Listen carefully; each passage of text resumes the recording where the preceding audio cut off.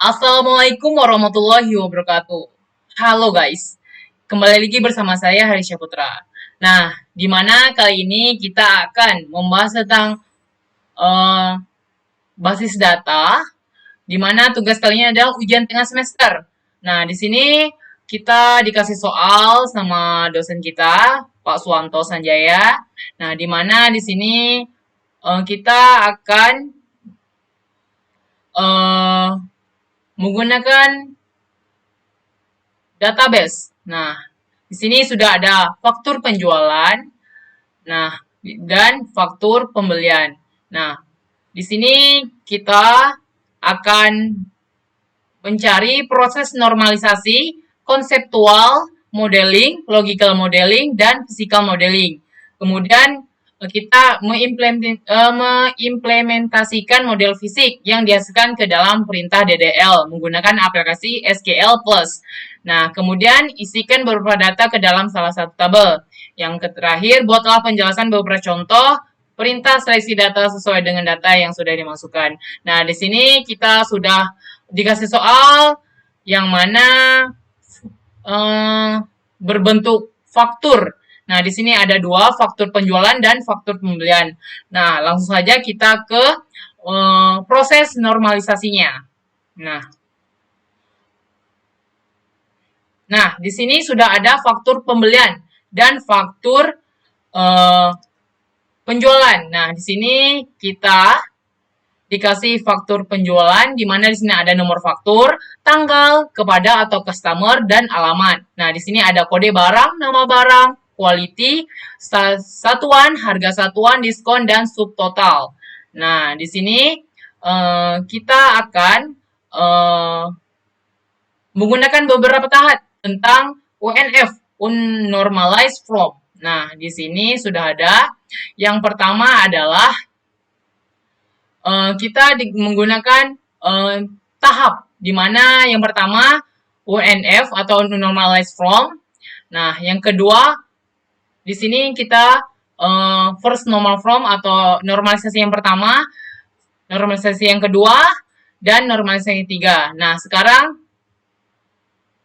kita menentukan UNF atau normalized form-nya. Nah, di sini sudah ada nomor faktur, tanggal, customer, alamat, kode barang, nama barang, quality satuan, harga satuan, diskon, dan total. Nah, selanjutnya kita menentukan normalisasi yang pertama atau first normal form. Nah, di sini syarat dari normal form atau normalisasi pertama adalah setiap atribut name harus unik. Setiap atribut value harus single, tidak boleh double. Setiap baris harus berbeda, tidak ada data yang berulang. Nah, di sini kita membuat dua entitas, di mana di sini ada nomor faktur dan kode barang. Di sini ada tabel faktur dan tabel barang. Nah, di mana di sini nomor fakturnya di tabel faktur ada nomor faktur, tanggal, customer, alamat, dan total. Sedangkan dari tabel barang ada kode barang, nama barang, quality, satuan, dan harga satuan, dan yang terakhir adalah diskon. Nah, kita sudah menentukan dari menentukan first normal form atau normalisasi yang pertama. Nah, selanjutnya kita masuk ke second normal form, di mana kita akan menentukan normalisasi yang kedua. Nah, di mana peraturannya adalah harus sudah menjadi normalisasi pertama. Nah, kita sudah mencari tadi normalisasi yang pertama. Semua atribut yang bukan primary key harus tergantung dengan primary key. Nah, di sini kita lihat dari first normal form atau normalisasi yang pertama yang mengandung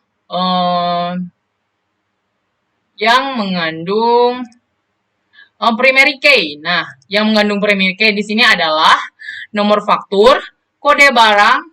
Nah, di sini customer. Customer ini kita akan membuat primary key yang baru. Sehingga di sini kita sudah mendapatkan 3 tabel atau 3 entitas, di mana tabel faktur, tabel barang, dan tabel customer. Nah, di mana tabel faktur di sini berkurang hingga menjadi nomor faktur, tanggal, dan total. Nah, di mana untuk tabel customer ada ID customer. Nah, di sini kita membuat ID customer-nya sehingga customer yang tidak sehingga di data yang tidak memiliki primary key tergantung kepada primary key. Di sini ID customer adalah primary key. Nah, selanjutnya untuk tabel barang masih sama. Nah, inilah tadi second number from atau proses normalisasi yang kedua. Selanjutnya adalah normalisasi yang ketiga atau third normal from. Nah, di sini kita akan menentukan atau peraturannya adalah harus sudah menjadi proses yang kedua. Nah, di sini kita tadi sudah mengerjakan second normal from-nya. Nah, sekarang semua atribut yang bukan primary key tidak boleh tergantung dengan atribut lain yang bukan primary key. Nah, di sini kita cari atau kita lihat dari normalisasi yang kedua. Manakah yang tidak memiliki primary key? Nah, di sini nama barang dengan diskon tidak bersangkutan. Nah, mereka berdua ini tidak memiliki primary key, tetapi tidak saling bersangkutan. Nah, di sini nama barang dan quality ini adalah yang tidak memiliki primary key, di mana mereka ini saling terkait, maka tidak boleh digabungkan. Nah, sama juga dengan satuan dan harga satuan. Nah, maka untuk tabel barang di sini tinggal dari kode barang, nama barang, dan diskon. Nah, selanjutnya untuk quality dan satuan dan harga, mereka membuat entitas baru yaitu nama barang dan kuantitas. Nah, di sini nama barang dan kuantitasnya. Nah, di sini adalah tabel kuantitasnya di mana satuan dan harga satuan di mana mereka ini saling berkaitan. Nah, oke. Nah, sekarang kita masuk ke faktur pembelian. Nah, jadi kita ada kita tadi faktur penjualan, di sini kita masuk pembelian. Nah, di sini ada nomor fakturnya, tanggal, supplier kepada, dan sales. Nah, di sini ada kode barang, nama barang, kualitas, satuan, harga satuan, diskon, dan subtotal. Nah, di sini kita menggunakan proses seperti tadi yang faktur penjualan yang pertama ada unnormalized from. Nah, di sini sudah ada nomor faktur, tanggal sampai total. Nah, selanjutnya first normal from atau normalisasi yang pertama. Nah, di sini ada nomor tabel faktur. Di sini ada dua entitas, ada nomor faktur dan kode barang. Nah, di sini ada di tabel faktur ada nomor faktur, tanggal, supplier kepada salesman, dan total. Sedangkan untuk tabel barang ada kode barang, nama barang, kualitas, satuan, harga satuan, dan diskon. Nah, sekarang prosesnya sama, kita mengerjakan seperti yang normalisasi pada faktur penjualan. Nah, sekarang yang second normal from atau normalisasi yang kedua.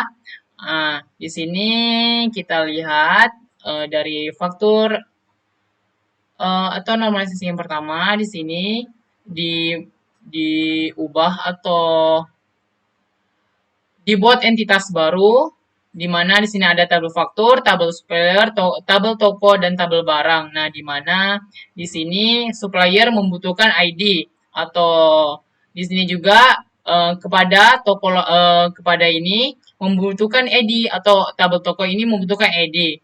Nah, di sini ada nomor faktur, tanggal, dan total. Nah, prosesnya seperti yang tadi juga, tidak ada beda. Kita menggunakan proses dari normalisasi yang kedua. Nah, sekarang masuk ke normalisasi yang ketiga. Nah, di mana di sini ada 3 tabel. Yang pertama, tabel barang, tabel nama barang, dan tabel kuantitas. Nah, di sini kita sudah menentukan dari normalisasi yang kedua. Nah, di sini kita sudah dapat normalisasi yang ketiga. Setelah itu kita lanjut proses konseptual modeling. Nah, di sini kita menggunakan Oracle SQL Developer Data Modeler.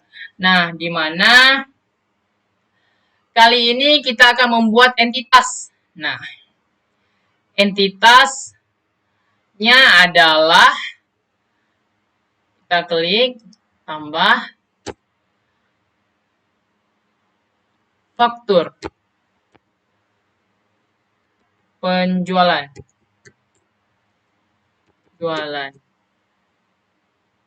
atributnya kita tambah nomor. Nah, kita lihat lagi di sini.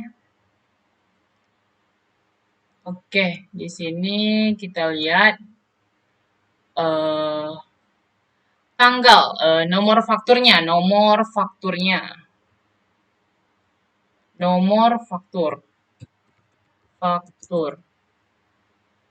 logical, sini varchar.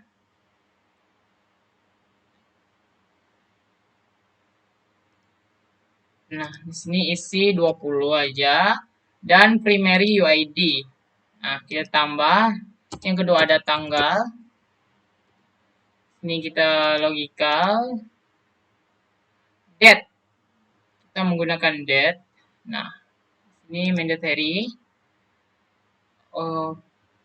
Kita tambah. Selanjutnya ada customer.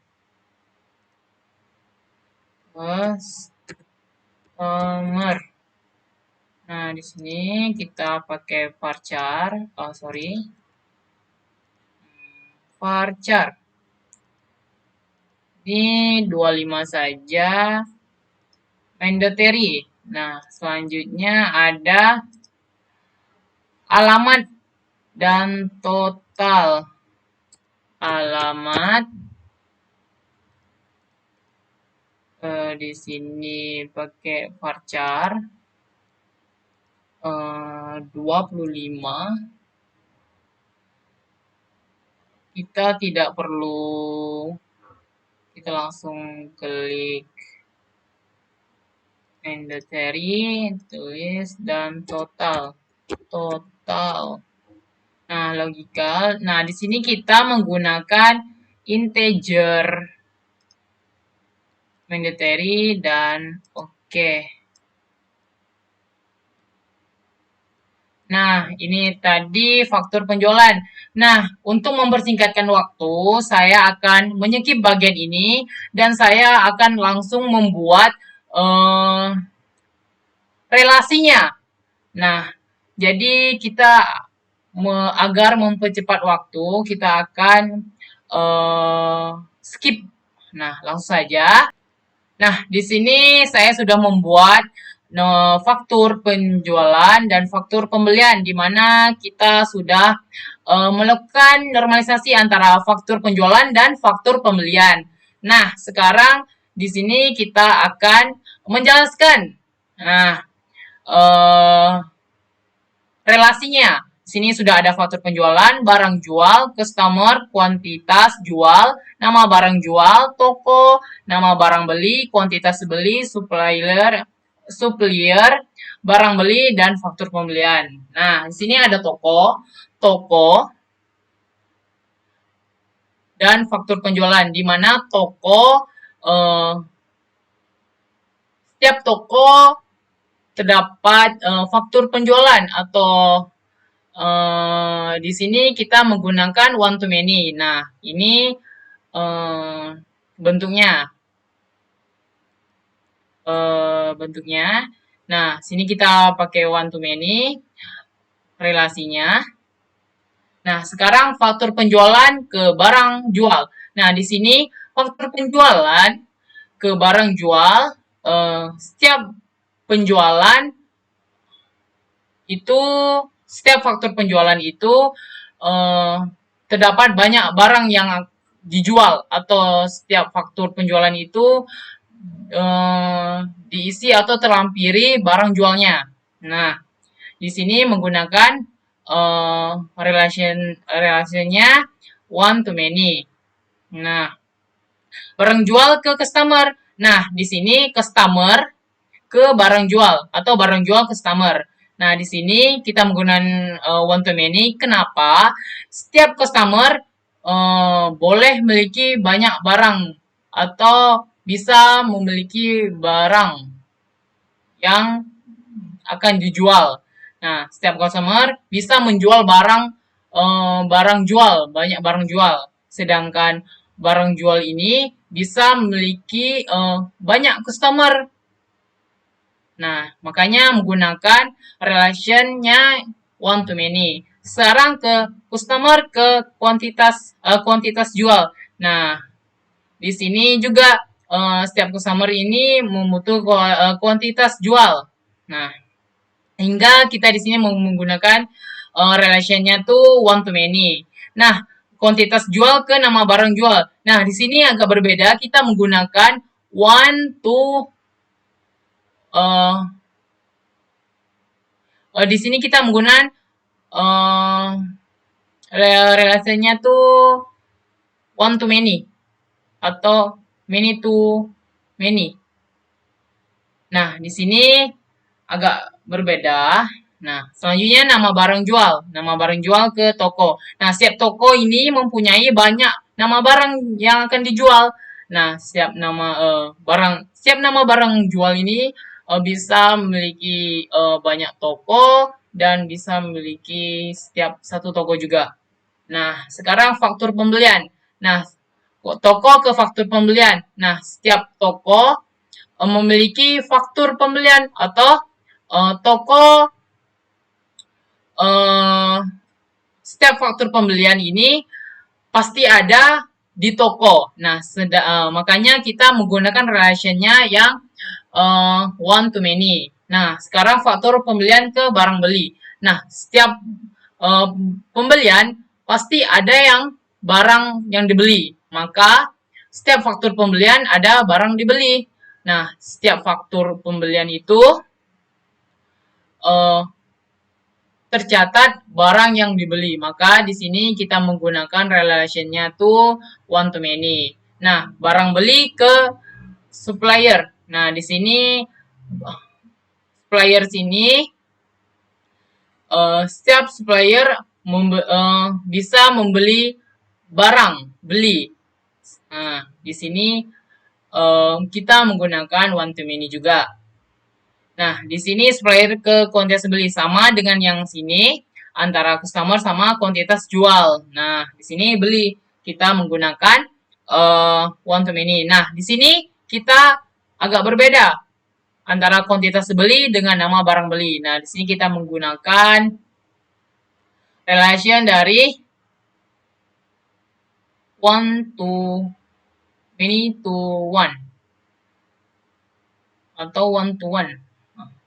Nah, sekarang nama barang beli ke toko. Nah, setiap toko pasti ada memiliki nama barang yang dibeli. Nah, itu tadi entitasnya dan atributnya. Nah, dan relationnya, di mana kita sudah menentukan entitas, atribut, dan relasinya. Nah, sekarang kita kita engineerkan. Engineerkan, kita klik ini. Nah, kita langsung mengengineerkan. Nah, di sini sudah terdapat yang kita engineerkan. Nah, ini adalah bentuk fisiknya.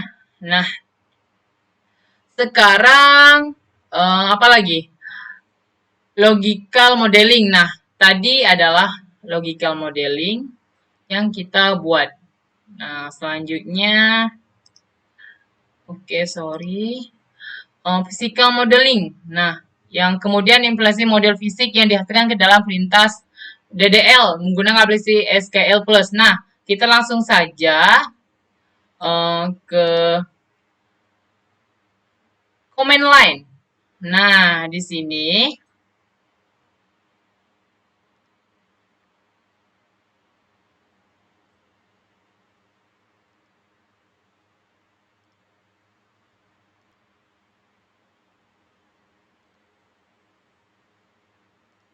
kita lanjut ke kemudian implementasikan model fisik yang dihasilkan ke dalam perintah DDL menggunakan aplikasi SQL Plus.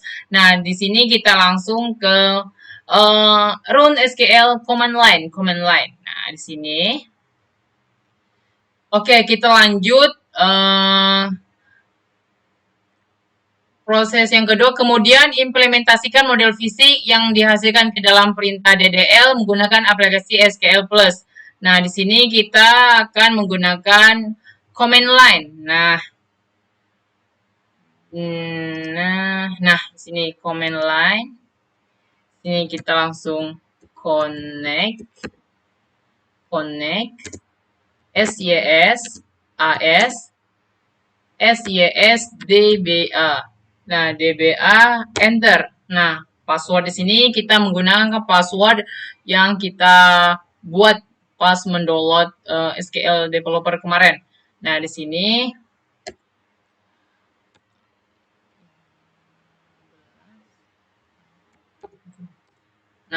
connected di sini karena saya sudah membuatnya atau passwordnya benar. Di sini tulisnya adalah connected. Nah, oke. Sekarang kita membuat user atau user namanya, nama dari user yang kita akan buat. Nah,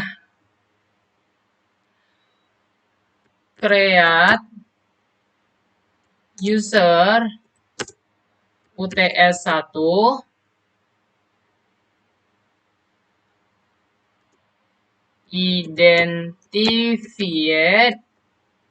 identified by kita lupa mengasihkan spasi di sini, makanya di sini ada error. Nah, sekarang 1 2 3 oke 1 2 3 4 5.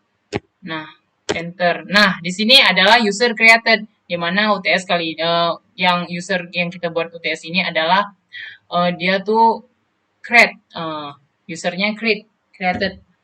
Oke. Grand connect koma resort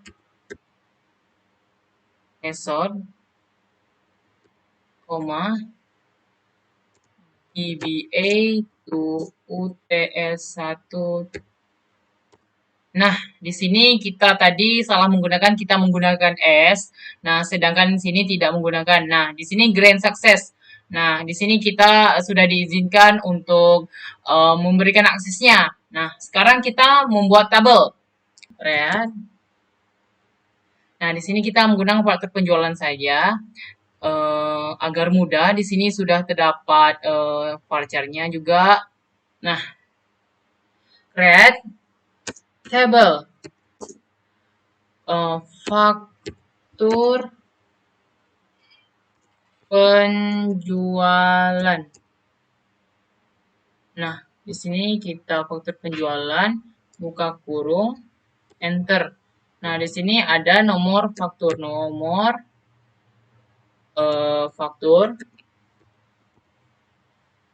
fakturnya varchar. Oke, varchar. Buka kurung 10, tutup kurung, koma, enter, tanggal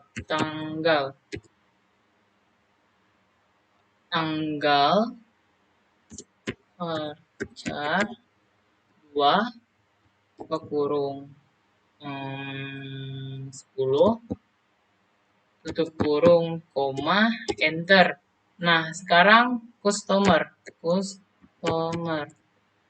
varchar 2, dalam kurung 20, tutup kurung, koma, enter. Nah, sekarang lagi ada alamat. Alamat varchar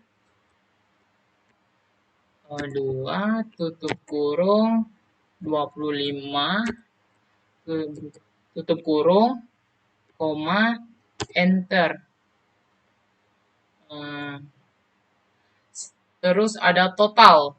Total. Nah, total. Nah, kita nggak usah. Kita langsung ke primary key. Dalam kurung, sini ada no faktur. Tutup kurung, titik koma. Nah, di sini tabelnya created. Langsung. Nah, selanjutnya kita akan membuat atau memanggil create atau insert, memasukkan nilai atau mengisikan datanya. Insert into faktur underscore penjualan dan nah values buka kurung.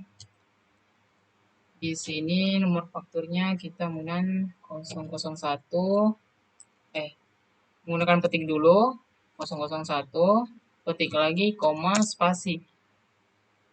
Nah, untuk tanggalnya kita buat 12 02 2022 titik saya titik lagi langsung petik koma enter. Customer di sini kita menggunakan atau hari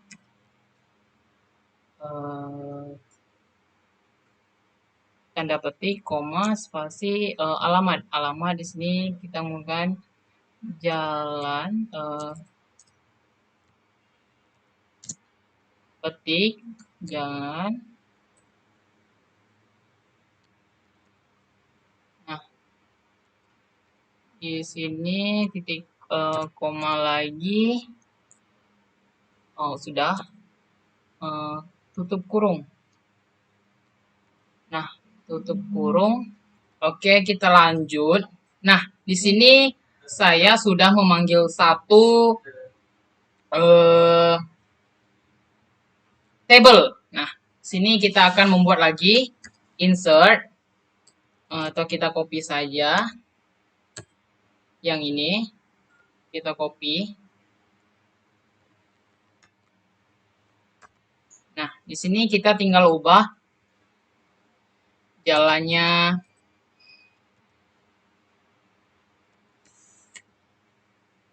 Nah, namanya atau customer.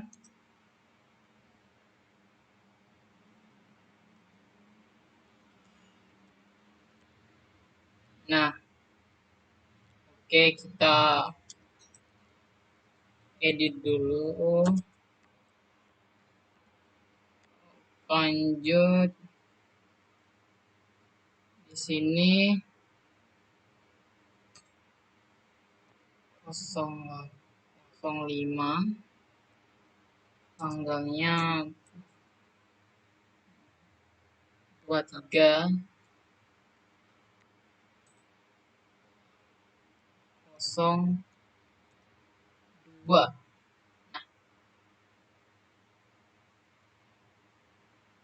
Enter. Nah, kita sudah memanggil satu lagi. Nah, kita akan memanggil satu lagi.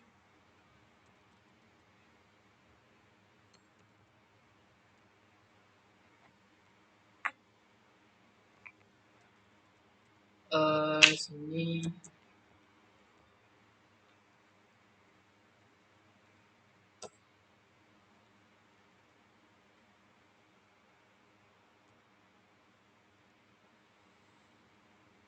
tanggalnya 043. Nah, langsung kita enterkan. Nah, sekarang kita akan memanggil atau memilih atau menampilkan tabel yang telah kita dimasukkan datanya tadi. Nah, dengan cara select bintang from penjualan faktur underscore penjualan. Oke, enter. Nah, sekarang kita ulang. Sini terdapat kesalahan. Select bintang from faktur underscore penjualan. Nah, di sini sudah ada nomor faktur, tanggal, customer, alamat. Nah, di sini ada sudah ada tanggalnya, namanya, dan alamat. Nah, di mana kita akan misalkan kita akan memanggil nomor fakturnya aja. Nah, atau tanggalnya aja. Nah, kita langsung select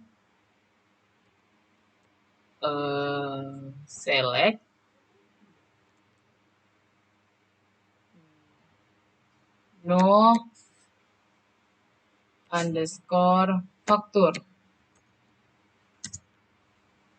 from faktur underscore penjualan. Enter. Nah, di sini kita mencari nomor faktur aja